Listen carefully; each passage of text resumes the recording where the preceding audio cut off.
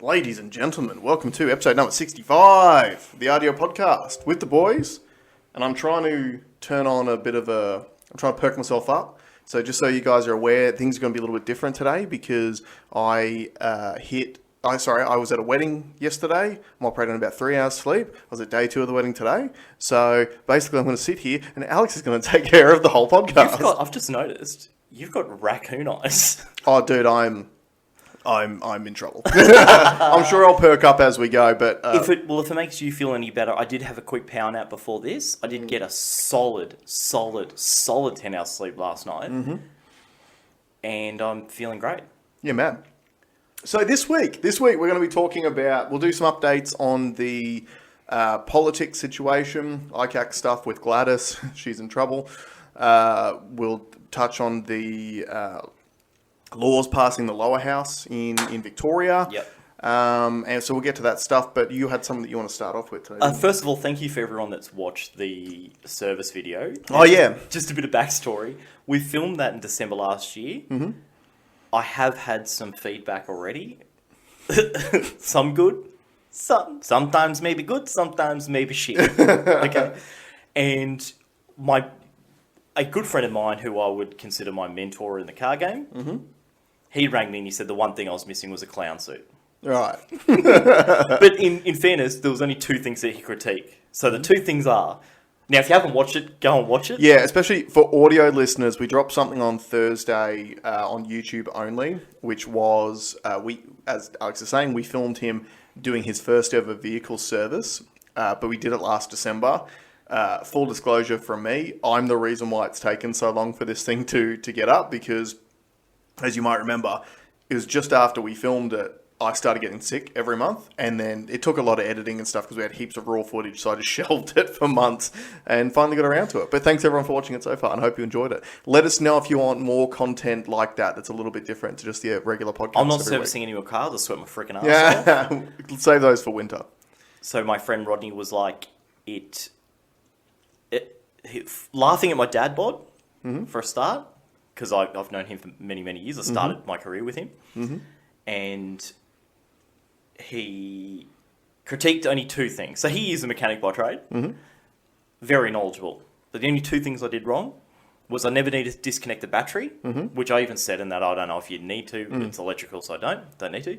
And you know how I lubricated the oil filter with the old oil? Mm-hmm. I should have done it with the new oil. Yeah, that would make sense. Which makes total sense. Mm. So apart from that, that's not too bad. Yeah. And he's like, why didn't you ring me? So you didn't look stupid. I'm like, no, part of the idea was to look stupid. Yeah. And to realise that, how easy / really hard, and I'll never do it again, it is to service a car. Yeah, and it shows you, like, when I was talking to a mate of mine yesterday about cap price servicing at, like, Toyota, how good value for money that is. Oh, yeah, I'm not doing it. Yeah. I did say to him, why would you choose to be on the tools and earn less money and work harder than like what I did? Because when I started my career, you could have gone 2 ways. Yeah. You could have gone the mechanical route, mm-hmm. like technical, and you could have gone sales. Yeah. And I obviously chose sales. And he goes, oh, they love it. I said, I've never met a mechanic that loves his job. I think they love cars, but they don't love working. Well, no, they love... I've never met one that loves cars either, because... Oh, right. And they always go buy shit cars, and then have the shits with having to work on shit cars. They don't love new cars. They love old cars, old shit box cars that they can go and buy for cheap and try to put them back together and spend heaps of money on them. Yeah. So that was funny. But yeah, go and watch it. I've had a lot of texts saying it was hilarious, mm-hmm. and I was in a lot of pain doing it, mm-hmm. just purely because I'm not used to that kind of manual labour. Mm-hmm. I don't do that. And I was in probably the most unfit state of my life as well. That was pre-gym. Okay, now, I do have to second that. I have to come clean. Mm-hmm. I bitched out on my 3rd session of the gym this week. Okay. So Thursday, it was so freaking hot here. Mm. And I just walked past the trainer. He was waiting for the session to start. And I'm out. Yeah. I'm not doing it. I was so sweaty. It is in a shed and in the afternoon too, so the shed just be heating up all day. Well, I've been sitting in this shed with the aircon. Mm. No aircon over there. Yeah. It's insane. Mm-hmm. How am I supposed to work on those conditions? So, yeah, I will...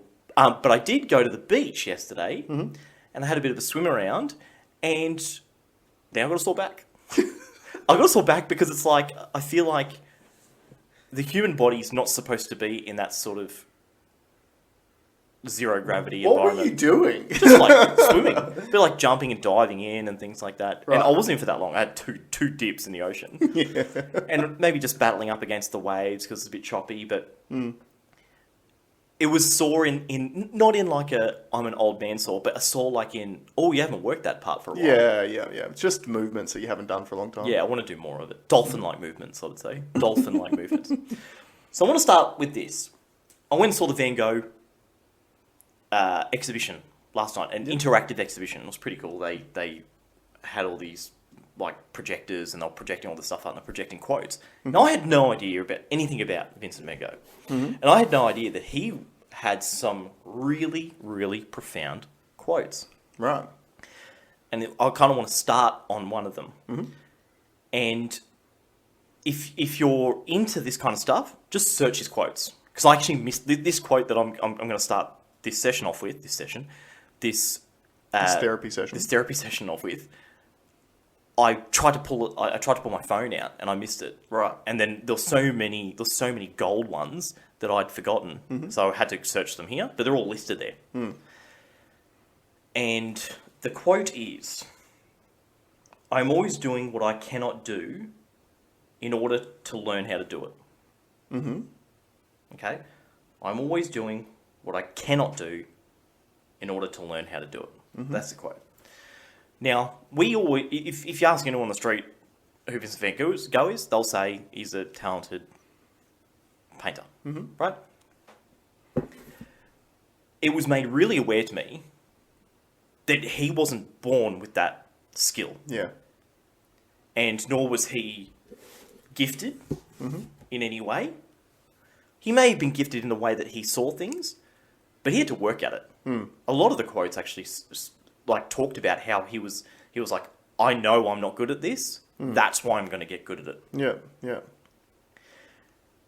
Now, for him, that meant sitting in a field, pulling his pencil out, and just drawing and drawing and drawing and drawing and drawing. But where I think that parallels a little bit with modern society, or what's different about in modern society, is we have access to more information than we've ever had ever in the history of time. Okay? A term that should be redundant now is, I don't know how to do that. Yeah. Months ago, I was driving to, I think, your place, and I saw a young couple broken down the side of the road with the bonnet open, watching a YouTube video. Yeah. Right? That's something that could never have been done before. Yeah. All the information is there. It's literally sitting in our pockets. Yeah, except for the fact that couple was just watching the RDO podcast while they're waiting for RACQ to show up. Whatever. I'll take it. But you raise a really interesting point. Really, really interesting point. Because I, too, have had conversations, well, many conversations, but even just recently where it sort of comes to mind, where I've spoken to someone about having to do something, and they're like, oh, I don't know how to do that, so I'm just going to find someone else who does. But all the information's out there. I use YouTube all the time. You know, most of us haven't done the majority of things in life. Yeah, exactly. My knee surgery, for example, my surgeon gave me zero information on what they actually do for the surgery before the surgery date. Because, I'm under, anyway, I don't need to know how to do the surgery. So to the surgeon, it's more relevant to his time to go and spend it doing surgeries than to explain to every single patient what they're going to be doing. For sure. So I looked up YouTube videos. Yeah. And I would suggest anyone who's going to have any form of surgery to look up YouTube videos because it will actually teach you some really handy things to know. So for me, the biggest thing was that when I first started getting the pain after the local anesthetic had worn off, your legs sort of really, really straight. And they say the first thing they want you to do is get the flexibility, the mobility, range of motion back into it. And when I was flexing the leg, I would get pain above the knee it sort of felt like on the bone. And if I hadn't actually watched these videos, I wouldn't have realized that the reason why I was getting pain there was because they actually drill a hole through your femur. That's where they feed through like the new ACL graft and then it's essentially got like a grappling hook on the end of it, and then that's what holds it in place until they put like bone cement in there until it all basically heals in and gets solid. But that pain I was feeling was the pressure being put on the grappling hook being put on the bone, right? Which I wouldn't have known about. So you do, there is so much information out there. It's a choice now to continue to not know how to do something. Yeah, it's something that I think we need to make. It needs to be a conscious thing now. It's like, there's no excuse not to know. And look, you might not know right now, but the information is there. So, for example, during the week, I'd spoken to someone who said, I don't know how to have that conversation with someone because I don't have the information. Well, guess what? Get the information. Yeah, it's out there. You know, and if it is something serious, it's worth putting your mind to. I've also been criticised during the week that, like, talking about the hot topics that we've been talking about and having that stigma attached to, oh, you're doing your own research, like, sort of thrown in my face. I was going to bring that point up. Yeah, because I was like, and my argument, Tim, was when I was 19 years old, I decided I want to get into motorbikes. I knew nothing about motorbikes. Yeah. 6 months later, I knew everything about motorbikes. Yeah, that's right. You know, and that was not through, I didn't go to school, to motorbike school. Yeah. You research it. And it helps if you've got a passion for that thing. But if you've got a curious mind, everything, it's all there. You just need to know how to get it. And even that's a cop-out. Even that's saying, like, you just need to know how to get it. It's right there. Everyone knows someone who can play the guitar amazingly, who's self-taught. You didn't go to university to get a degree on how to play guitar. Yeah. You just looked up guitar tabs and you practiced and you immersed yourself in that world, and that's how you gain that skill. I was going to make that point, the not so much the do your own research connection, but I was going to say is part of our issue in society is that a certain percentage of society, and I feel like this is controlled by sources like media and advertising, etc., where they actively discourage people from doing their own research on any subject because then that will take money out of the professional's hands who handles that particular subject. Yeah, and my frustration is that should be obvious. Yeah, and it's not to a lot of people. And that's troubling because when something that blatantly obvious isn't obvious to someone, then you can then understand why they get confused about so many other things. I suppose be curious is the big lesson out of it. Van Gogh was. He had to keep working at it. He had to keep working at it. And now he had obviously a narrow thing that he wanted to achieve, which is his art. Yeah. But he worked so hard at it and just kept working at it and kept questioning and kept... he remained curious about what his limits were. And I think there is a massive lesson to be brought out of it. Because it's more powerful now than it was back then. Yeah. You know, that was 1890 when sort of he was kicking around. The impact that you can have now with the information that we have now is exponentially higher. There's an exponential amount of opportunity ahead if you harness it. Yeah. So I want to kind of phase out I don't want to use the term I don't know to I haven't checked yet. Yeah. Or I haven't learnt that yet. Yeah. But I will. Because one of the things that is fascinating is... So one of the criticisms that I've had in the past, particularly, again, because of the subjects we cover on the show, is some people just go, oh, it's not doing your own research when you just sit around watching YouTube videos. Well, I'll give you the tip. Sometimes it is doing your own research. Because sometimes your YouTube video, and this is not just about politics or anything, or health stuff, or it can literally be any subject. But on YouTube now, you can have people who have devoted their entire lives to a particular subject, who have got university degrees, who have got 20 years of experience in the field, who then essentially hold lectures and put them online that you can go and watch. Yeah. So when you watch that YouTube video, is that not proper research? Like, what's wrong with that just because of the medium? Just because you're not paying for it? Is that the issue? That was, one of the arguments that I had was with a guy, smart guy, and he was criticising about the level of research. And I asked him, I said, you've trained for 7 years to do what you do. Have you ever called upon any knowledge that was not brought up in that 7 years? And he's like, yeah, all the time. It evolves. Like, say no more. How do you know it evolves? Yeah, say no more. Like, you've just proven me right. Yeah. That you can do your own research. You've proven yourself wrong. All you've done is picked a tagline that's used to dismiss, and has been built by design to dismiss. Yep. Like you've said, to try and increase revenue for sales or to quash any negative dialogue that's out there in regards to something. But there is an absolute wealth of information out there. To add to your YouTube point, I just found a page last night that I've sent to Tasha. There's a company in America that started up making those really nice illustrated lesson on a particular subject, and they said it's free, anyone can use it, it's licensed for any school. We just ask if you can donate. Yeah. So there can be a business model attached to that, but there is so much information. Most of the car stuff that I've learned, or most of the business stuff that I've learned, has all been off the internet. Or asking people in your framework. That's another thing that you know what I'm like. There's something I don't know, I'll ring someone that knows. Yeah, that's right.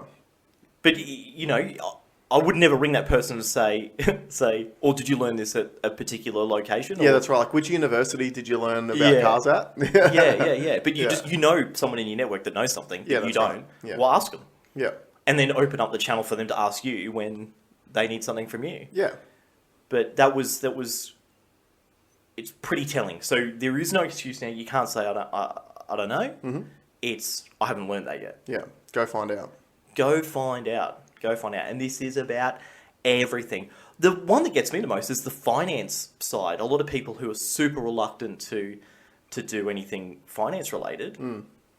There's probably more finance videos than there are cat videos on YouTube. Yeah. And there's people that have actually done it. Because one of the things that frustrated me is I've spoken to people going, I want to go talk to financial advisors. Yeah, cool. How rich are they? Yeah, that's right. Because I did it. When I was 21, I went and interviewed five advisors. And 4 of them told me the same thing, invest in your super, because that's what they tell the 45 and 50-year-old people that they're used to speaking to. I was 21. Yeah. And then they said, don't spend any money on cars. Okay, you haven't read your audience. I'm a car nut. The whole reason why I want to be able to build wealth so I can enjoy cars. Yeah. And if they would have told me, do this, this is the answer to that problem. Yeah. But why would you take advice for something on your money from someone that makes less money than you? Yeah. One of the biggest pieces of advice I would give to anyone when it comes to anything to do with this, whether it's doing your own research on something, whether it's speaking to a professional about something, when there's a decision to be made, ask yourself the question, number one, do I know enough about this subject to make a decision for myself? If the answer is no, then your next step should be to educate yourself. Yeah, find out more. Right? And educating yourself means... Starship Troopers. Find out more. Yeah, but it means, like, you're speaking to a professional may be part of the journey. Sure. But you should at least do some self-education beforehand. Because as soon as you speak to a professional, which if it's someone that you are engaging financially to offer you a professional service, the biggest problem with the Western capitalist world is that generally the money is not made by solving the problem. Correct. The money is made by repeat business. Yeah. So, for example, these financial advisors who tell you to invest into your super, you are not going to be rich in 12 months' time by investing into your super. So you might go back to them and ask them again. Or if you've got everyone knows, like your trainers next door, great bunch of blokes. I've been a personal trainer before. I know many personal trainers who their entire business model is based on 12-week challenges. Because they know that you go real strict on someone for 12 weeks, they drop heaps of weight, and every single one of these trainers knows that 2 weeks after that 12-week challenge is over, you've ballooned back up to the weight that you were that you started, and then they go, hey guys, we've got a new 12-week challenge. Remember how good you looked last time you did a 12-week challenge? Sign up now. It's a repeat business model. Yeah, see, my question has always been, I've always wanted to understand the process of what someone goes through to do what they do. Yeah. So when someone is taking your order, are they writing it down? Does it go onto a piece of paper? Is there a point of failure there? Is there a way that I can make their job easier? Is that, And what's their motivation for it? An example of that in the cafe sense is, when you're dealing with the owner of the cafe. That's right. Then an employee of the cafe, right? And having an understanding of how the process works in the background can alleviate some of the stresses that you may have. Yeah. But also, not being interested in that stuff means that when you get burnt, it's kind of your fault too. It's kind of your fault, for sure. Yeah. Because probably the biggest thing that you learn from the sales industry is in sales, one thing that you come to inherently understand is that both parties have some sort of benefit they are hoping to receive out of the negotiation. So obviously, as a salesperson, the best case scenario is they pay full retail price for the car. They love the car. They want to come back and deal with you again. That's your best case scenario. The majority of customers will want some form of discount because it's stigmatized in the car industry that you're supposed to get discounts. So there is some sort of benefit that either party is coming to try to receive from that interaction. But for some reason, a lot of people don't understand or don't think that those same benefits are involved in many transactions in life. So when you're speaking to someone, if anyone ever requests something of you, for example, one of the first questions you should ask is, okay, someone's requesting something of me. Who benefits from me doing this? Yeah. Do I benefit from it? Do they benefit from it? Does someone else, does a third party benefit from it? And how do they benefit from it? Yeah. And then you can actually go, okay, well, what is the risk-reward proposition for me here? And am I actually doing this thing because it's the right thing for me? Or am I doing this thing because it's the right thing for someone else? Is someone else getting a win out of this? And obviously, with everything that's going on, we are seeing this every single day play out. And every day I'm seeing decisions being made, not for the individual person, but for someone else to benefit out of. Because I think so many people have been tricked into thinking that it's all about just trying to benefit you, when actually there's a massive business that's been built around it with a whole bunch of people benefiting. Yeah, it's like when I bring up the argument of, and I think we did it very early on in our shows about the ad model for Facebook. Yeah. And I said I would rather pay Meta, as of today, or yesterday. Yeah. The product will still be called Facebook. The overarching company is called Meta. But I said I'd rather pay $10 a month and not have the ads. And 99 out of 100 people that I've spoken to about it said, no, I want it. It's free. It should be free. Yeah, that's right. And I'm like, yeah, but have you ever bought anything you didn't need off it? Because you probably spent $10 a month on it anyway. There would be an industry mark on it. Yeah. That they know what it's worth. Yeah. Right? If you could pay $10 and you tick a box which says, I pay $10 a month and none of my data gets captured, I'd pay that. Yeah. I don't even care about the advertising. It's just, obviously, the data is used to then give you personalised ads. Same as YouTube. YouTube I pay for, and it is the best investment I've ever made. Yeah. So you've been able to listen to it when the screen's off. So you can, if there's a podcast that's not available on one of your podcast things, or it's a speech or something, you can flick it on and turn the screen off and get in the car and play it. The no ads makes it easier to concentrate on and lock in on, because you're not rolling your eyes when they're trying to sell you Uber Eats or something. Yeah. But I suppose in the Facebook example, most people think they're getting more out of it than what Facebook's getting out of it. But clearly not. So the other way. And that should be not a concern, but that should be factored in when you make decisions about your life. Yeah. So do the research. Stop saying I don't know. And if there is stuff that you don't know, that you need to know, find out. Yeah, and you need to understand too, if you are making positive or negative decisions towards something and then freely admitting that you don't know anything about the decision that you're making, that's problematic. Yeah. That's a really stupid way to live your life, and it's a really, really easy way to get caught in bad situations. Absolutely.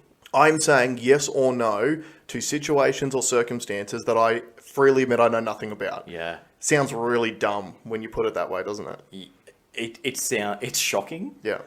It is shocking. And then I think the subject, we know what we're talking about now. When it comes up, when someone says, why don't you do this? A great question is, why should I? And get them to explain it. And when they can't, because they won't, That's pretty telling. Speaking of which, should we move on to part of that subject? So obviously we're talking about vaccines again, because they've been in the news a lot. And as another thing that Alex predicted a few weeks ago, where they would go from, so booster shots, obviously we said, was it a month or two ago, we said that booster shots were coming because booster shots are overseas and Australia and TGA weren't talking about booster shots. And then they announced booster shots, and then they originally said that they'd just be for immune compromised people, and then TGA approved them, and then now they're like, look, listen to Dan Andrews this week. Dan Andrews is literally saying it's going to be all about maintaining your vaccination status. Yeah, after 5 months, you'll receive a notification saying you need to update it, and your tick goes from a tick to a cross. Yep, if you don't get your booster shot, you will lose your fully vaccinated status. Now, therefore privileges into actually shopping, being able retail. to live, etc. Yeah. Now, one of the other things that we have consistently spoken about is the fact that the vaccine does not stop the spread, which has become more apparent again this week, because now we are at this beautiful point that we had already previously predicted, where vaccinated only people are allowed to go to certain venues. Which means when the COVID spreads in those venues, it's only being spread by vaccinated to vaccinated people. There were 2 stories this week from New South Wales. Probably the main one was a gym. A New South Wales gym opened to only fully vaccinated patrons, which has now become a cluster of 15 COVID cases. Because I don't know how many times we need to say it, but we were told at the beginning that the vaccine would stop 95% efficacy against preventing COVID-19, but we've been saying it for months. When it comes to the Delta variant, it appears to have zero impact on whether or not you actually get the disease or spread the disease, and now the proof's in the pudding. But as a country, the national conversation is still around, got to get vaccinated, got to get vaccinated, got to get vaccinated. Where did I see them now move to 95%? Was it Queensland that wants to get to 95? Possibly. I haven't caught a lot of that news this week. Ask the question, where's the conversation about herd immunity? Yeah. Because remember when we started out, it was 60% they thought might have been herd immunity, maybe 70%? We don't even talk about it anymore. Do you know why? Because it doesn't exist. Yeah, because it hasn't happened. And as, again, we spoke about months ago, over 12 months ago, Gert van den Bosch said he was concerned about mass vaccination because it was a leaky vaccine and you could create variants that could then get around the vaccine. That's where we're at. Yeah. He was banned from the internet 12 months ago Yeah. for saying that stuff. It was the truth. That's where we're at now. The beauty, and as I've said a few weeks ago, one of the potential side effects of the vaccination program might in fact be the positive that we have genetically selected the Delta variant, which doesn't appear to be as deadly.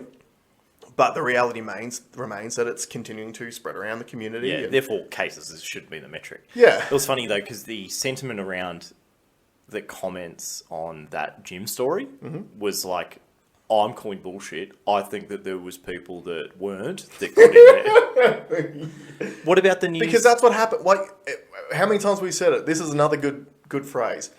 It is easier to fool someone than to convince them that they have been fooled. Yeah, yeah. And another thing said like 2 months ago, we made the comment about like the double vaxxed people in New South Wales, and we were saying that, you know, fool me once, shame on you, fool me twice, shame on me. So if we got to Freedom Day and then things changed, don't be upset about it. Well, this week, New South Wales is talking about potentially pushing back the date in which the unvaccinated can actually go out and about. So I saw a big rally behind that saying to unvaccinated people, it might have been Victoria, don't do it, don't go out, just stay in, because then they can't blame us. Yeah. Just stay in. But as you've already experienced, people just call bullshit on it anyway. Yeah. What was also the Victorian story where they had the worst death rate for the day and are not going to release the vaccination status of the people that died? It's only the most important piece of information. Yeah. So, but they have every other day. Oh, no, Victoria hasn't. No, Victoria hasn't. New South Wales has every day. Victoria has not. Let's talk about Victoria. Victoria is there's a lot of stuff going on. Yeah. What Alex is referring to is during the week, and I'll talk about 2 examples of this, but during the week there was a day when Victoria experienced 25 deaths overnight. Now, one point I'm going to make on that They are saying 25 deaths. They are no longer using the terminology from COVID or with COVID. Yeah. They're just saying we had 25 deaths overnight. An ABC News article I had read from the day before the 25 said that they had 7 deaths overnight, one of which was a 20-year-old woman who died with COVID-19, but of unrelated causes. Right. Explicitly said in the article. Yeah, beautiful way to list it. So, number one, obviously they're listing her specifically because she's 20 and they're trying to spook young people into getting vaccinated because the cohort with the lowest vaccination rates that is the ages between 20 and 39, which is who shouldn't be getting vaccinated. But they tried to, obviously, it's a spook thing. But then you've also got to ask the question, out of the 7 deaths, they included her as part of the COVID deaths, regardless of the fact that she died of an unrelated cause. So how many of the COVID death numbers that they are claiming every single day are of unrelated causes? That's the first question. The second thing is, as what Alex is referring to, the next day they had 25 deaths. And the question was asked, what was the vaccination status of these individuals? And they've explicitly stated they will not be releasing that information. Do you not think it is pertinent when you are mandating vaccines, stating it's for public health, and when you are daily reporting deaths from a disease and you're not telling anyone whether or not these people were vaccinated? Now, I would have thought an excellent sales technique would be, obviously because they're 95% effective. Yeah. Then there would be it should be 95% of those people would be unvaccinated, right? Should be. And then that would be the best thing to say. Hey, look at this. So in other words, what we're saying here, this is one of those examples where you need to actually look at the situation and ask yourself, who benefits from this course of action? And why would they benefit? Because they continue. So they basically said on that day, we're not going to be releasing the vaccination status of the deaths, but what we can say is that 85% of the new infections were unvaccinated people. So they want to talk about how unvaccinated people are getting infected, but they won't release the vaccination status of the dead. I can tell you as a salesperson, generally if I've got really good news about my product I'm trying to sell, I typically share that with the world, if it's good news. Someone sent me an article that was saying, it was a big article talking about how a certain hospitalization rate in a particular country was 80% unvaccinated. And when you read on, the dates, so it was like only 20% of the people were, 20% of the people were vaccinated 2 weeks prior, second dose between this date and this date.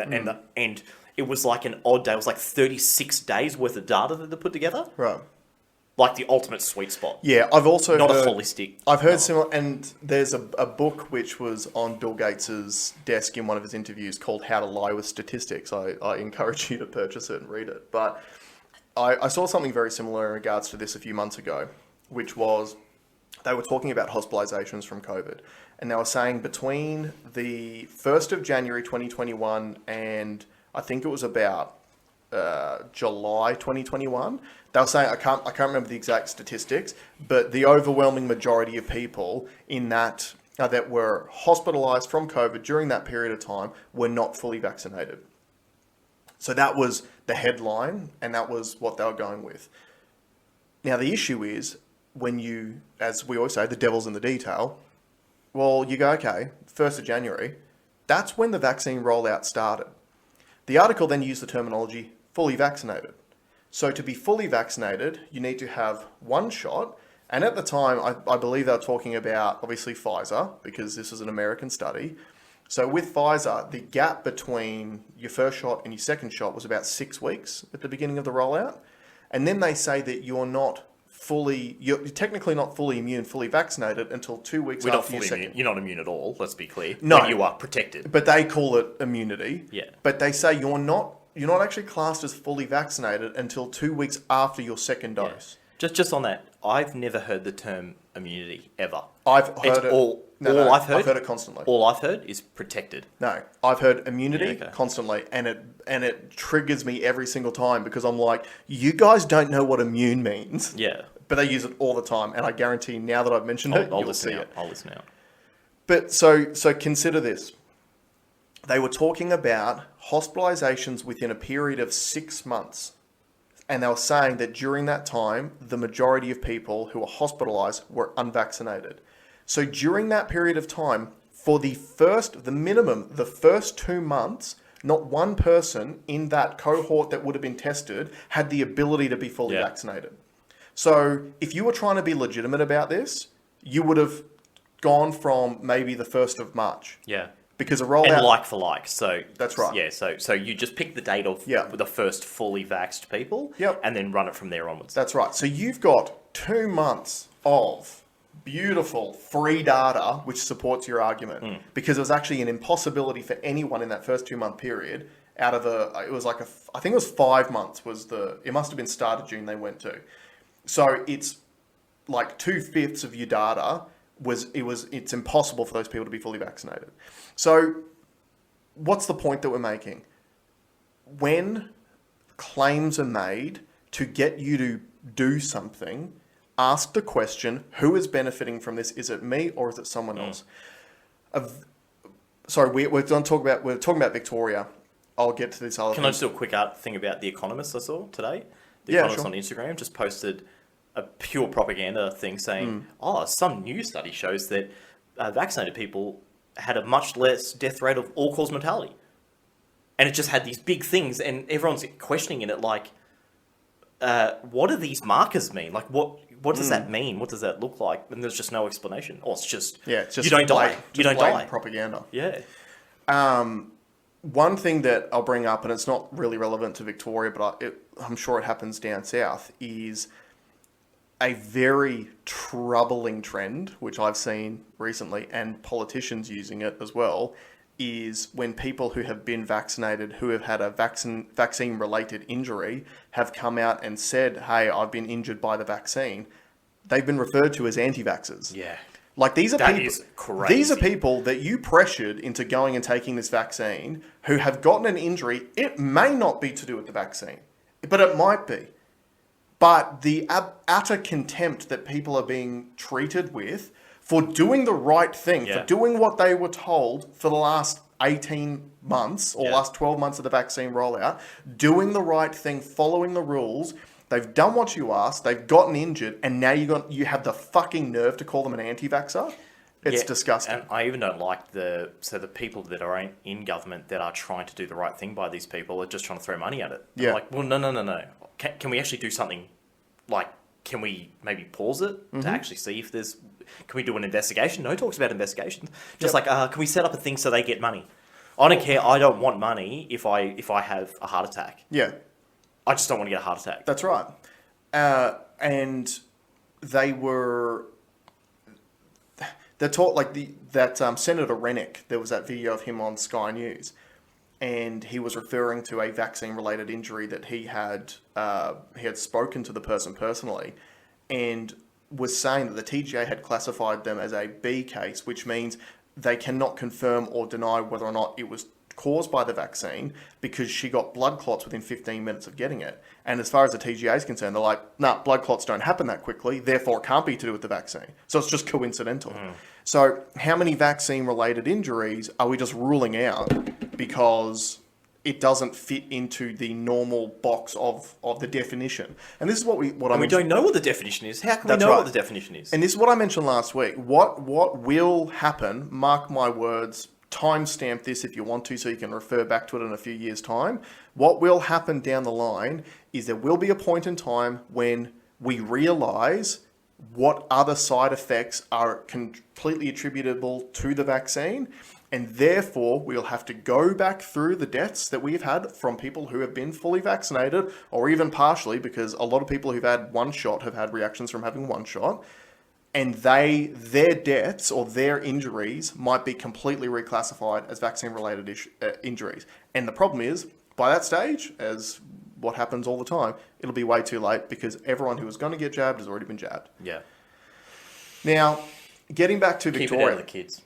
Oh, yeah. Well, the TGA is looking at approving it for 5 to 11-year-olds. Yeah, of course they are. Like, what? I had this discussion with someone during the week. Yep. They said, do you think they're going to approve it? Of course they're going to approve it. Why Yeah, wouldn't exactly. Why wouldn't they? they? Yeah, they're going to approve it for everyone. Anything. Yeah. Dogs, cats, Yeah. trees.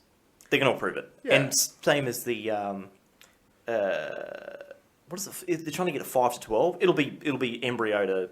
Well, America's already talking about 2-year-olds. Yeah. Which is why It's I'm happening, it's so against this, because I've got a son who's going to turn 2 in January, and the data is showing that the myocarditis, heart inflammation issues tend to happen more in young men than they do in young girls.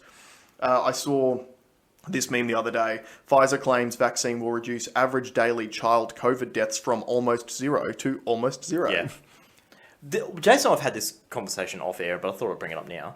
From a sales point of view, there is no product that I would rather sell than that product if I had no soul. Yeah. Because it is, if you think about some of those cases that we've just spoken about,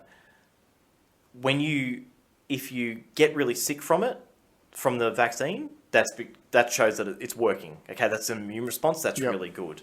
Okay, if you go to hospital with COVID after that, imagine what it would be like if you didn't have it. Mm-hmm. If you die from COVID after that, it would have been worse. And it would have been worse if you weren't vaccinated. That's right. It's like me selling a car that doesn't drive and just saying, but how good does it look? And but also, seat's so comfortable. If that car drove, you could have gotten into a car accident. So we actually did you a solid. We saved you. Yeah. That's the ridiculous arguments. And it is a beautiful product to sell. And especially when the product itself is completely indemnified from any wrongdoing too. But even, so just on that note of the TGA looking to approve the vaccine for 5 to 11-year-olds. So the current statistics on the health.gov.au website for cases in the age group of, and I reckon the government knows we're talking about them, because just as I started talking about it, the graph disappeared. So I've just had to refresh it. The total number of cases as at the 29th of October in the age group of 0 to 9, because this is obviously the kids that they're looking at vaccinating. In male children, there has been 11,052, and in female children, there's been 10,564 cases.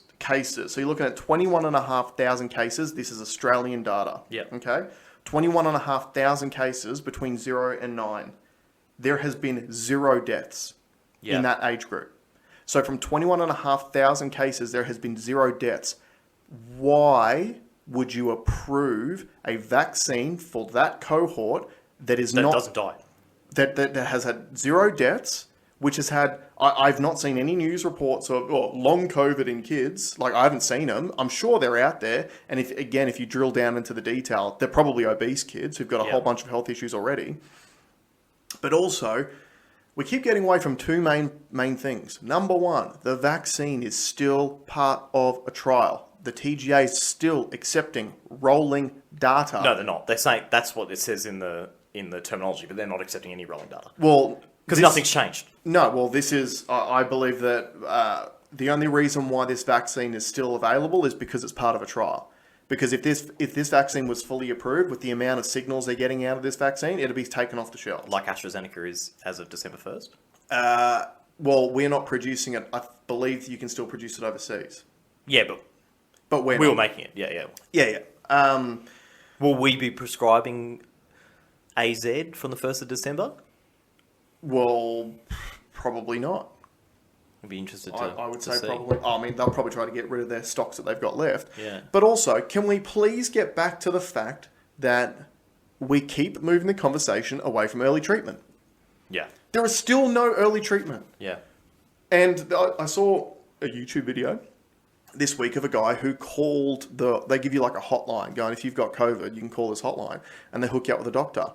And the doctor was literally saying, so just go to the pharmacist and tell them that you've got COVID and they'll give you drugs. And they're like, okay, what sort of drugs? And they're like, it's up to the pharmacist. So I didn't even know. Wow. And they were basically indicating it's over-the-counter stuff. It's paracetamol, it's ibuprofen, Yeah. So we've got a medical system which should be one of the best medical systems in the world. Yep. Australia consistently speaks about how good our public healthcare system is. It is fantastic.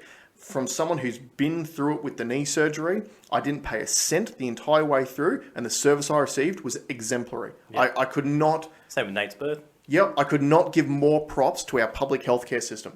Absolutely could not. This is not on them. No, it's This is government and Government's not- bureaucrats getting in the way Of health. of health, and doctors being able to do their fucking jobs. Yeah. And again, we've ordered 300,000 doses of molnupiravir. Where are they? Who is that drug being prescribed to? Who? Well, what frustrates me is how come we've ordered 70 million doses of vaccine Yeah. for 26 million men, women, and child. Because they would have known the in entire Australia. time that the booster shot was the plan. Yeah, but how many booster shots is that? It doesn't compute. As many as we can get into the arms of but like, men, women, and children. why is no one asking that question? When I heard the figure, that blew my mind. Clive Palmer asked the question. He did ask a question. Mm-hmm. He did have a great press conference that I don't know if you've seen. It was last week. No, last week. Yeah, I've seen it. Yeah. And it was really good. People, and this is another mainstream or corporate media issue, because they've never liked Clive Palmer because he's always been a disruptor. People see Clive Palmer as an arrogant fat oaf. He is an extremely intelligent man. He's a very intelligent man. No one goes to court and wins as often as he does if you're not at least a little bit intelligent. He is a very, very intelligent guy. They threw the question at him. They said, "Oh, are you vaccinated?" He goes, "No, of course not." And they're like, "Oh, why aren't you vaccinated?" And obviously, when you look at Clive Palmer, he is like COVID's... He's a prime candidate. He's COVID's wet dream, mate. Yeah. He's like a theme park for COVID. An amusement park. And he just said, "No, why would I?" Because I live in Queensland. There's no COVID here. And they're like, "Oh, but Delta's on our doorstep." Now, again, just to reiterate, we've just not experienced a Delta outbreak again after it has been in the community in Queensland. But we will once the borders are open up. Like, everyone's going to come into contact with it. Let's be real. Everyone's going to get it. In the world, maybe. Everyone will get it. Maybe not. Until they come up with a sterilising drug program. Maybe not. Because as Clive Palmer referred to in his press conference, he goes, "Look at the flu statistics for the last 30 years. Queensland never gets bad cases of the flu. Yeah. Because of the climate. Like, it's too hot up here. Everyone's outside. Everyone is more spread out. And as we've been saying for months, population density matters. That is why Melbourne's copping it. That is why New South Wales and Sydney copped it. Because there's colder climates with a lot more people in a close proximity." Yeah. So he goes, "Well, no, I'm in Queensland, so why would I get vaccinated?" And that might sound to some listeners like a reckless thing to do, because you guys have been told that that's a reckless thing to do. Yeah. But then I'll pose this to you. I know people who got vaccinated in February this year. Well, their immunity's gone. Yeah. Based on the data, their immunity's gone. Now, they could soon qualify for a booster shot, which I'm sure they'll rush out to get. But every single time you've taken these vaccines, you roll that dice again. Roll the dice on whether or not you're going to have a bad reaction to it. Well, not just that. And for zero net benefit, Yeah. this particular person I'm referring to, zero net benefit from getting the 2 shots, because the immunity is already gone and hasn't been exposed to COVID. So zero net benefit. And the risk of, like, if you are genuinely scared of COVID, which you shouldn't be, but if you are, some people may be in a situation where they are, it doesn't kick in for 2 weeks. And in that 2 weeks, you are 13 times more. There are studies out there saying you are far more susceptible to it in that period whilst it's doing whatever it's doing. And then the window seems to be, it appears that it's 5 months. 5 months. Right, Yep. rolls for 5 months. Which is, again, why would you put it in kids? If you're only going to get... So no one dies in that cohort. Yep. At 20,000 cases, no one dies. And you're going to give them something that wanes in 5 months. And provides no long-term immunity. Yep. And for what? I think I heard the statistics out of America when they were justifying approving it for children. The thing that they were saying was there's been 1.5 million cases of COVID in kids aged between 5 to 11 in America. 100 kids died. Out of, sorry, how many? 1.5 million cases and 100 kids died. And they've used that as justification to inject a vaccine which has, well, even whether it works or not. It works for 5 months. Whether it works or not for COVID, it has been shown to have at least injured someone.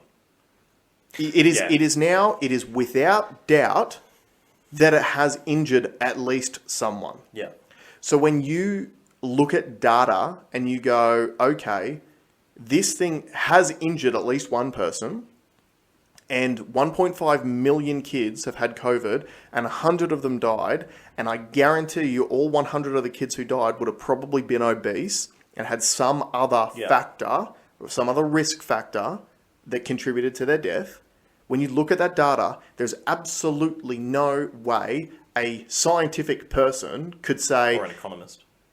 But even like because obviously these FDA guys who approve this shit, they're scientists. There's no way a scientific person could look at it and go, is it worth rolling the dice on these kids for 5 months protection from a disease that's only killed 100 out of 1.5 million kids?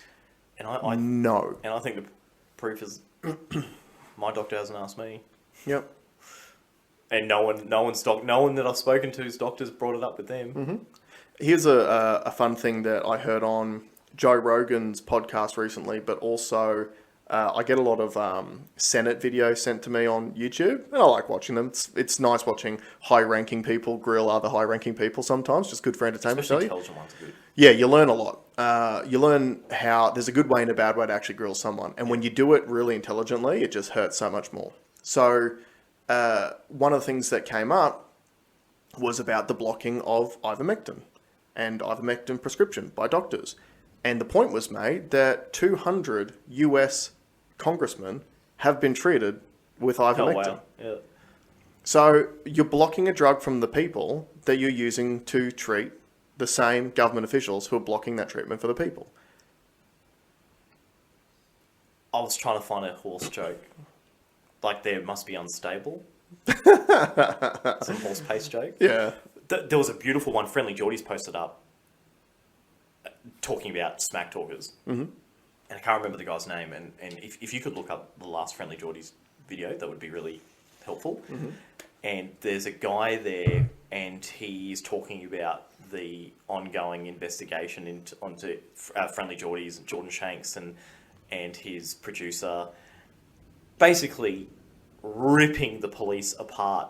But the way he does it is so stylish. And I was saying to Tasha while watching it, I was like, he must have been a lawyer before, because his line of questioning is genius. He sets these traps, and these guys just walk straight into it. Yeah. Have you seen it? It doesn't say who it actually is. No, it does. If you click the down arrow on the... So is that the one, the Senate hearing or something? And if you click the down arrow, it has the names in it. And once you say the names, I'll know which one is which. That one? Yeah. So just push the down arrow, and it'll talk about who's grilling who. Labour MLC Adam Searle. No, it's the next one. David Shoebridge. Yeah, David Shoebridge is who we're referring to. Yeah. Amazing. If I admire that man's brain of just how he gathers the data, and he just keeps asking you these questions and he's like, okay, so what you've said is this, what you've said is this, what you've said is this, what you've said. Okay, so how can you explain this? And then they're like, fuck, I've just been done. And he does it beautifully. And what's interesting, because that's the same line of questioning which has brought Gladys undone in her ICAC stuff. It's the same line of questioning that's brought undone every Victorian parliamentary member that's been fronted in front of IBAC in the last 2 weeks. Yeah. And I think, personally, what this just smacks of is just the arrogance of these people. Yeah. They have been beyond reproach for so long. They don't even entertain the idea that they are being lured into a trap in these questions, because it's just never happened to them. It's like a muscle that they haven't had to flex for a long period of time, you know? Like, it's so interesting. So, obviously... Can we talk about Vic Law? That Vic Law that they passed? Yeah, so let's go to that, because this is the most important thing happening in this country at the moment, and potentially for a long period of time. It hasn't passed yet. So what Alex is referring to is the new permanent pandemic legislation. We did cover this briefly last week, but then just for anyone else who's just joining us newly. Thank you. Yeah, thanks for joining us. Make sure you like, make sure you subscribe. Share it if you want. If there's people that you think it would be relevant to, please share it with those people. Just spamming stuff on your Facebook and stuff is probably not that helpful, but if you know that there's one person in your network that might benefit from hearing a real conversation about these subjects, please share it to them directly. Especially now that we've got the chapters on YouTube, makes it way easier to navigate to the important stuff. So Anyway, what Alex was referring to before was the permanent pandemic legislation that the Dan Andrews government is trying to bring into Victorian law. Now, it passed the lower house this week. So I've been doing a bit of research into how politics actually works. The way that things work in Victoria is it's got to pass through the lower house first before it hits the upper house. And then once it gets voted on and it passes the upper house, then it gets brought into law. Now, Labor has a massive majority in the lower house. So nothing has ever been thrown out of the lower house that Labor wants to do. Everything gets through. And there has been some extremely stirring speeches made by people opposing this bill because I don't want to get into the complete specifics of all of it, but here's a few just key bits of information that you need to understand. There's some major highlights. Major highlights. The first highlight is this. The name. The permanent pandemic bill. But there are a lot of things which are wrong with this before you even get into the content of the bill itself. Number one, the document itself is 120 pages long. Now, typically, when a bill is being introduced to the lower house, it gets introduced 2 weeks before it's voted on. So people actually have the time to read through it. And the thing is, what everyone keeps forgetting, these publicly elected officials are supposed to read through it, interpret it, speak to their constituents about it, get their, they're supposed to vote on our behalf as our elected official, which is why you've got 2 weeks. So you can put it out there on your social media. Hey, this piece of legislation's come up. Here's a key point. What do you guys think? Are there any concerns that you got? Would you like me to bring this up? Blah, blah, blah, blah. So you're supposed to have 2 weeks to do that. This legislation was made public on the morning that they were then demanding the vote happen in the afternoon. So clearly, when anyone ever tries to just ram something through like this, that's already got to set off red flags and alarm bells. There was a sales technique, an old school one, where so back in the day, before computers, we used to hand write offer sheets on contracts. So we would put all the customer details on there, put the price on there. And a trick you would do is you would drop the pen on the piece of paper as you slide it around. And if they pick up the pen, you've got a buying signal. Yeah. And these tricks happen every single day, ladies and gentlemen, in every industry. So anyway, red flag number one, they tried to ram it through before there would be any sort of public scrutiny of the bill itself. It was a Friday, wasn't it? No, it was a Thursday. Oh, okay. So that's issue number one. Number two, the bill itself claimed that they had extensive consultation with key members of the Law Society in Victoria. Now, the Victorian Bar Association came out pretty much straight away afterwards saying that is just a blatant lie, that they are extremely concerned about the content of the bill itself, and that the extent of their consultation in regards to this legislation consisted of a meeting about the potential to even speak about this sort of legislation 3 or 4 months ago, which was one conversation for about an hour, which then was supposed to go into another meeting, which just got cancelled down the track. That's it. That's all the consultation the Victorian Bar Association had. But used the tagline, we spoke to them. That's right. Because again, they're trying to pretend that they're trying to add credence and authoritarian support to it. So there's that. Authoritarian act. Yeah. Now, getting into the... So we'll get into the bill in a second. So just so you guys are aware of where it's actually at now. It passed the lower house. It was always going to pass the lower house. It will be heard in the upper house in about 2 weeks' time, roughly. Now, there's a few other key parts to this. The biggest concern is that Dan Andrews had already prepared himself for success a week and a half ago by creating the new legislation, which they passed through as well, which banned unvaccinated MPs from the upper house of Parliament. Because there were 4 MPs that did not want to either get vaccinated or disclose their vaccination status. So those 4 votes, if they don't get back to the upper house, unless someone from Labor crosses the floor to vote against it, which is extremely unlikely, because Labor is just the most solid ship ever. And I believe it's from fear, because Dan Andrews is an authoritarian guy. He will just throw you out if you... When you hear what's in the bill, you're going to know there's no way anyone in their right mind and would put this through. The other thing too is this sort of leads itself into all of these allegations you're hearing of branch stacking from the IBAC committee, because it's possibly not a coincidence that Labor never has anyone vote against their government's wishes or their bills, and Labor has consistently for decades been participating in branch stacking activities, which make sure that the only people who are selected for pre-selection are the people that the higher-ups in Labor want to be selected, who are on board with the plan. So these 4 MPs that have been booted out, they are still allowed to participate via Zoom into the daily meetings of a sitting of Parliament, but you're not allowed to vote unless you're physically on parliamentary grounds. And again, for anyone else who's new, the key reason why this is ridiculous that they were not allowed to attend Parliament is 2 main reasons. Number one, there was no provision in the legislation for rapid antigen testing, which means, as we've already discussed, anyone who is vaccinated could have COVID and could still walk onto parliamentary grounds and give it to all the other vaccinated people, just like what happened at the gym. So there's nothing in there that it states whether or not you've actually got COVID and whether you can prove that you don't have COVID to come on site. Number 2, the other issue is it only applied to the MPs. It didn't apply to their staffers, ground staff, anyone else. So literally sitting next to them, walking in with them. That's right. So an unvaccinated staffer is allowed on parliamentary grounds, but the elected official is not. Yeah. So it is clear as fucking day that this was put into place because Dan Andrews was trying to ram through these permanent pandemic laws. He removed opposition from the House. Yep.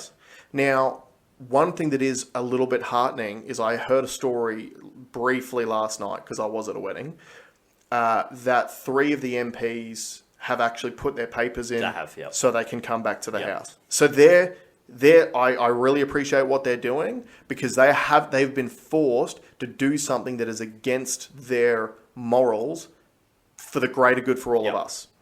So I applaud those people for actually standing up and doing what they can. Yep.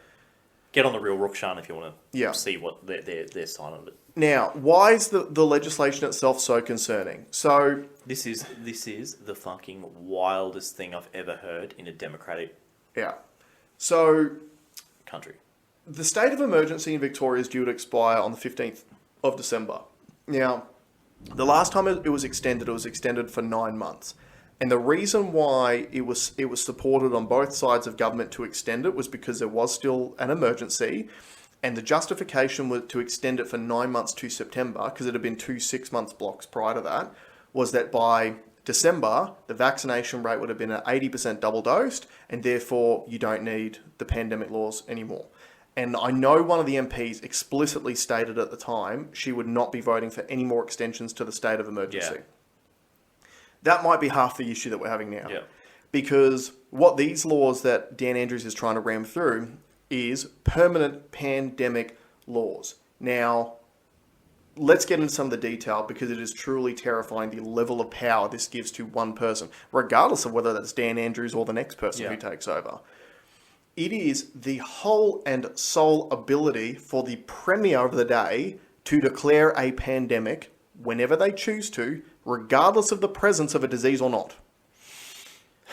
Riddle me that. That just makes no sense. Yeah, so let me repeat that. Daniel Andrews, who's got the worst track record in this whole pandemic. He's done it worse than everyone else. He's got more deaths. He's had more cases. He's had more lockdown than anywhere in the world. That guy wants more power. Yeah, so the guy, in at least if you look at Australia, the guy who fucked it up the most wants the most power out of anywhere in the world. Yeah, and to do it in a way that hasn't worked up to this point anyway. That's right. So, it will be his whole and sole ability to declare a pandemic. Now, they do also state that he can consult the Chief Health Officer. Now, it explicitly states that the consultation can be either written or orally. Yeah.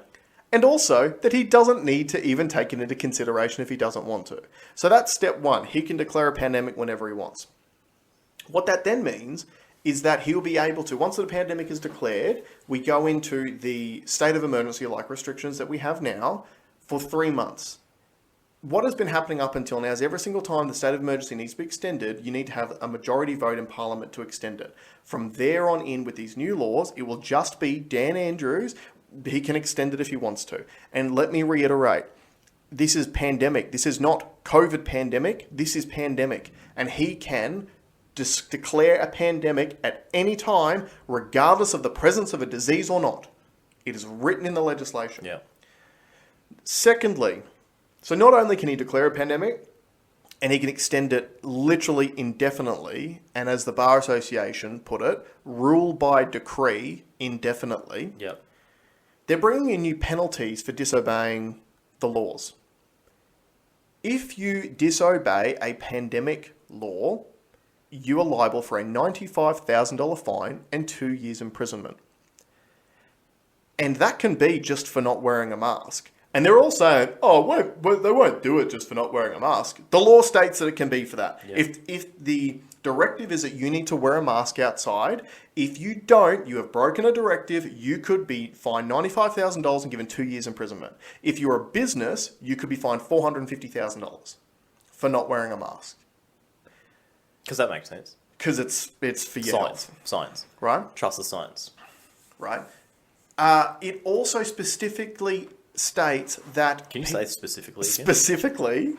It also specifically states that people can be discriminated against based on their characteristics or attributes, which means you can now be discriminated upon based on your race, political leanings, vaccination status, whatever, sex, gender, doesn't matter. Yeah. So here's a scenario for you, which I'm going to throw out there, which could happen under this legislation. I believe Daniel Andrews would know it will be almost impossible for him to get himself re-elected in 12 months' time when they have a state election. However, if he declares a pandemic and makes it illegal for people that he identifies as liberal voters, you guys can't go outside, therefore you can't vote. Only the Labor supporters can go and vote. He's literally putting in place the ability for himself to become a Vladimir Putin-esque character in which the elections are just for pageantry. Yeah. Because it's a foregone conclusion that he's just going to win. Here's my question. Why... Now, I get, on the face of it, why you'd want to do that. Yeah. Because you're saving your own job. Mm-hmm. But how could any human being think that this is okay? Look at him. And all those Labor voters, all those Labor MPs that let it go through the lower house, Yep. they need to be named and shamed too. Yep. Every single one of them, if they voted for that, they are nuts. Yeah. That is the downfall of democracy. That's right. Right there. Yeah. No one should have that kind of power. No one. No one. What is the point of having a government and a parliament and, opposition when it's all irrelevant because everything comes down to one guy? That's a dictatorship. That's not a democracy. And it's even stupider that he's using it when he got the worst results. That's right. I would half cop it if Palaszczuk did it, because she can kind of say, I did it better than anyone else. Yeah. Or if McGowan said, I did it better than anyone else, even though Northern Territory's still got 0 deaths, I believe. Yeah. 0 deaths. But that's because they fine people $5,000 if you haven't been vaccinated and try to go to work. Right. Right. So if one of those guys and girls said, hey, this is the thing that I want to do so I can help you do this again, I could see how people would fall for that and say, yeah, you know what, that's not too bad. Yeah. But the guy who did it the worst, who treated his people the worst, who had the most people died, and not even, I don't want to let him off the hook just because of like the weather, the southern weather. No. You hired private security that didn't work. Yeah. You locked down people in... Hey, you were part of the cabal that has prevented early treatment. You're all fucked. Yeah. As far as I'm concerned, you're all fucked. This has never been about people's health. Otherwise, in April last year, when Monash University did studies on ivermectin and showed that it destroyed COVID-19 in cell culture within 48 hours, all of you would have gotten together and gone, hey, maybe we can try out this drug that has basically zero adverse effects at the dosages that we give it to people for scabies and etc. that we give to billions of people around the world. Maybe we can at least try this fucking thing out and see how it goes. Like India has had amazing results. Like Japan has just done and now has amazing results. Maybe we could have tried it. Germany used it too in certain provinces in Germany. Right. Yeah. There you go. Yeah. So this, I see where you're going. You're trying to find a way where you can justify it. I'm trying to find a way and that it's such a far reach. It's not even possible. Yeah. It is impossible to see why that's okay. The other thing too, which is impossible to justify, is the entire time the vaccine rollout has been happening, they have promised that at 80% all the restrictions go away. So why are you bringing in permanent pandemic legislation when it's over? When you're over that 80% threshold, where is the justification for that? It just makes no sense. I'd love to hear someone that thinks that this is okay. Someone on the street.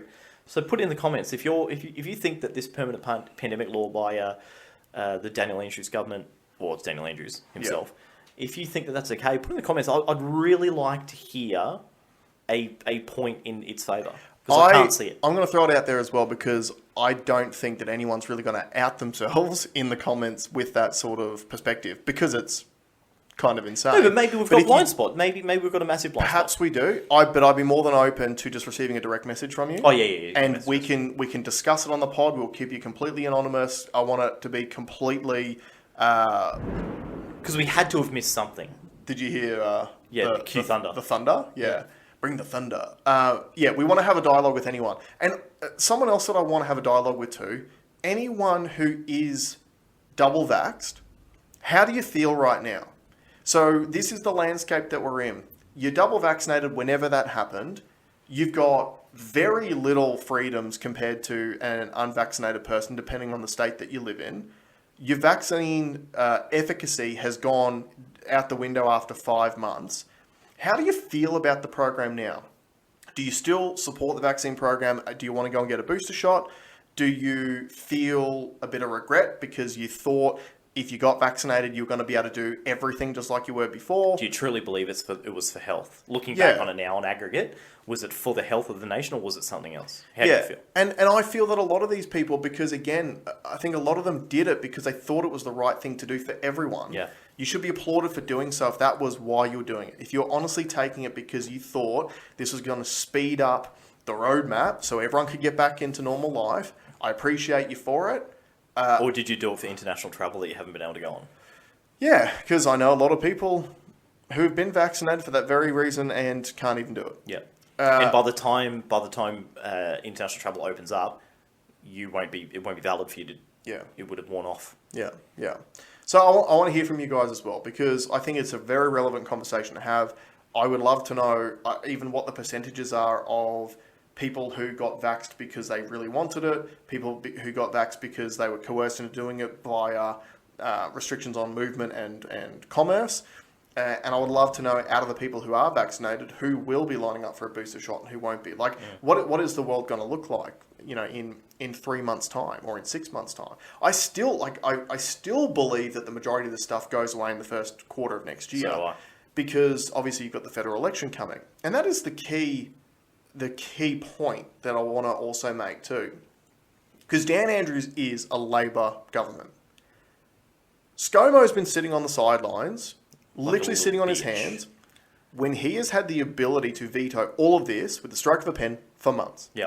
But he's let it continue on. Now, when you look at it at face value, you go, it's very politically convenient for Scott Morrison coming up to an election to let dictator Dan do the things that he is doing, knowing full well that you can veto it down the track anyway, to make Labor look bad. Yeah. It is politically... It's good cop, bad cop. Yeah, it's politically convenient.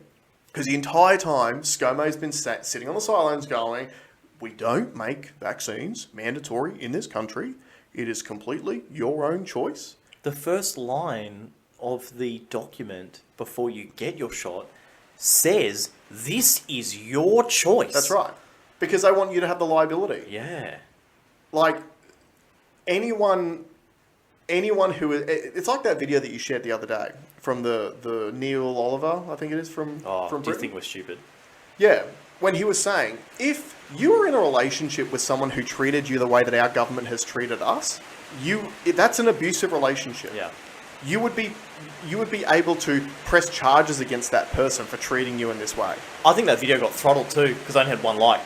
Yeah, okay. And my videos usually get more than that. But Yep. we should wrap this up. Yeah, we should. The heavens have unleashed. God is making his thoughts known on this subject, and he's not happy with it. And we want to wash away the corruption Yeah. and clean the swamp. Clean the swamp. So, like we said, get in contact with us, please. If you have been vaccinated, especially if you live in Melbourne, how do you feel about everything? Stay tuned for the upper house. That'll be in about 2 weeks' time, but we'll keep you posted on that. Yep. But please, guys, if you do live in Victoria, I would be spamming your local members' email inbox going, I do not consent to this. This is not what I fucking signed up for. This is not democracy. Yep. Fix it. Let's go, Brandon. Let's go, Brandon. Cheers, guys. I'll see you next RDO.